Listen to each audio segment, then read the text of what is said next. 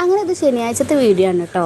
അപ്പോൾ ഇത് ഇന്ന് മൂത്തച്ഛൻ്റെ കുട്ടികൾ വരുന്നുണ്ട് പറഞ്ഞിട്ട് അങ്ങനെ ഞങ്ങൾ തേങ്ങാച്ചോറും ചിക്കൻ കറിയും വെക്കാൻ പ്ലാൻ ചെയ്തിരിക്കുകയാണ് കേട്ടോ.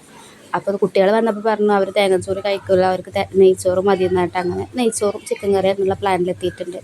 അപ്പോൾ ചിക്കനൊക്കെ കഴുകി കൊടുത്ത് വെച്ചിട്ടുണ്ട്. പിന്നെ ചിക്കൻ കറിക്കുള്ള ഉള്ളി എന്തൊക്കെ അരിഞ്ഞാണ് അങ്ങനെ ചിക്കൻ കറിൻ്റെ പരിപാടിയിലാണ് കേട്ടോ. അങ്ങനെ ചിക്കൻ കിടന്ന് വേവട്ടെ, അപ്പോഴേക്കും നമുക്ക് നെയ്ച്ചോറ് വെക്കാം കേട്ടോ. അങ്ങനെ നെയ്ച്ചോറിനുള്ള പ്രിപ്പറേഷനൊക്കെ തുടങ്ങി. അങ്ങനെ നെയ്ച്ചോറും ഏകദേശം സെറ്റായിക്കൊണ്ടിരുന്നിട്ടുണ്ട്. അപ്പം നല്ല അണ്ടിപ്പരിപ്പും മുന്തിരിയും ഒക്കെ ഇട്ടുങ്ങാട് നെയ്ച്ചോറൊക്കെ സെറ്റാക്കി എടുത്തിട്ടുണ്ട്.